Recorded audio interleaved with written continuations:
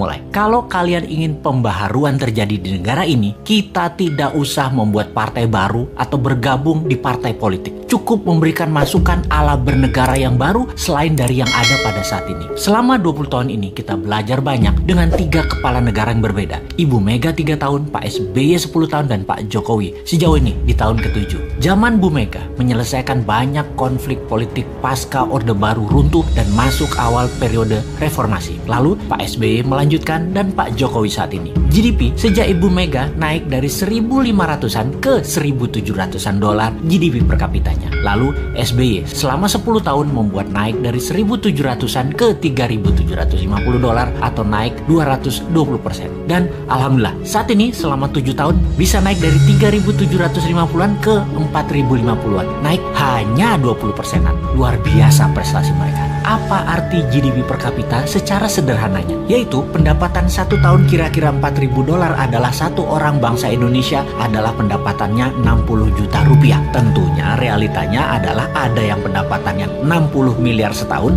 ada yang nol, nggak menghasilkan apa-apa. Ini tercatat di indeks Gini namanya atau Gini rasio yang kalau kita bawa ke sini merah semua kuping pejabat sekarang. Faktanya indeks Gini adalah gaps kaya miskin terlalu lebar dan 3 presiden terakhir berusaha memperkecil jarak ternyata tidak berhasil juga. Atau bahasa lainnya, perbedaan kaya miskin yang melebar itu adalah pemerintahan tidak bisa membawa keadilan yang hakiki secara ekonomi akar rumput. Maklum, yang kaya, yang mengendalikan 70% peredaran uang ekonomi nasional adalah hanya 10%. Dan sisanya yang 30% kekayaan nasional itu diperebutkan berdarah-darah oleh 90% masyarakat. Dalam masa pandemi, pertumbuhan ekonomi ambiar. Pandemi mengganggu 70% ekonomi, namun beliau-beliau yang di atas ternyata tetap mendapatkan 70% dukungan masyarakat hasil surveinya. Ini survei di mana ya dilakukannya ya? Oke, kita lanjut. Membaca tetap populer, ada 2 kemungkinan. Pertama, tidak ada tokoh lain yang memberikan solusi yang capable. Kedua, bahwa sadarnya sudah masuk kebenaran hakiki bahwa ke surga ikut, ke neraka ikut selama sama pejabat-pejabat saat ini yang berkuasa. Semua bener aja pejabat ini. Generasi New Mind menyadari keduanya tidak boleh terjadi, yaitu tidak ada tokoh dan tidak paham ada pengetahuan lain yang lebih cocok untuk membuat Indonesia lebih berdaulat, atau taat buta karena takut posisinya diambil oposisi yang nanti bisa hilang cuannya. Begini sahabat, kita harus memberikan solusi plus cuan. Saat ini ada 600 video Bosman di YouTube channel yang cukup untuk menjadi bahan kajian dan kembangkan sesuai platform partai kalian masing-masing. Kalau Anda politikus, silahkan adopsi, silahkan pakai, silahkan improvisasi. Ini adalah ilmu gratis untuk siapapun. Dalam strategi bernegara, Mardi Gunation itu NKRI garis lucu. Kita mempunyai visi yang disebut Dasa Cipta yang memiliki kekuatan bergerak bernama Forza Panarata. Forza Panarata adalah people movement. Bersama Dasa Cipta, monggo buatlah kekuatan di setiap daerah masing-masing untuk membahas konsep bernegara Indonesia ke depan. Gerakan ini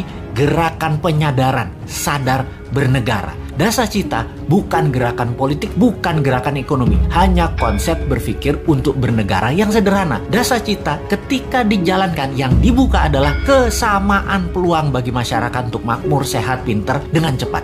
Dalam bergerak bersama membangun visi Dasa Cipta, jangan berharap banyak nantinya akan menjabat seperti relawan-relawan terdahulu. Jawabannya adalah tidak mungkin. Misalnya, mendukung Dasa Cipta, menjadikan bagian komunitas Forza Panarata, membangun kekuatan diskusi-diskusi di daerah masing-masing lalu berharap jadi komisaris BUMN. Ya nggak mungkin. New Mind pegang pemerintahan, ya BUMN-nya dari 800 tinggal 20. Piejal. Gak bisa kan ngarepin komisaris? Ya ngapunten, maaf. Mau jadi menteri di berbagai kementerian, jumlah kementerian akan disederhanakan, berkurang tinggal 70%-an dari saat ini dalam 10 tahun ke depan. Tentara juga dalam 10 tahun ke depan tinggal 60% jumlah personilnya, namun powernya naik 10 kali lipat dari yang sekarang. Pegawai negeri akan berkurang 30%, juga diganti dengan pegawai kontrak yang tidak lebih 5 tahunan bekerja di kepegawaian, di mana mereka yang mampu baru diangkat jadi pegawai negeri. Nah, swasta yang sangat diuntungkan karena dalam 2 tahun setelah Newman mengelola pemerintahan, bunga 0%, deposito 0%, bunga pinjaman 0%.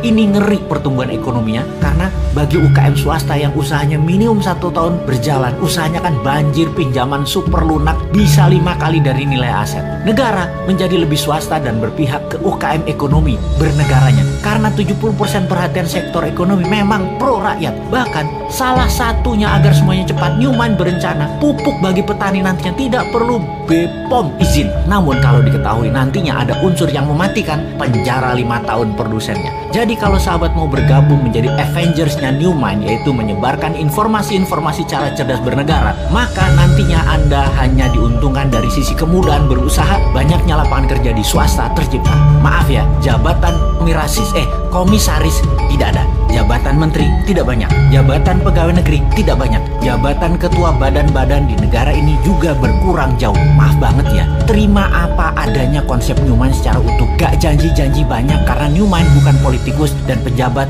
yang pagi ngomong A, siang ngomong B, malam ngomong C, di rumah ngomong D, kelakuannya E. Nggak ngerti kami gitu-gituan. Jangan ajari kami hal-hal semacam begitu. Cukup kalian yang old mind saja yang pakai. Silahkan pakai sampai Newmind pegang kendali di 2024. Pokoknya sekarang tugas sahabat dimanapun, ayo mulai membangun diskusi-diskusi kecil. Isi video-video Bosman. Dan kedua, ini yang paling penting, re-upload video Bosman. Ganti judul boleh, gabungkan boleh, tambah komen boleh, dibedah lalu dinaikkan di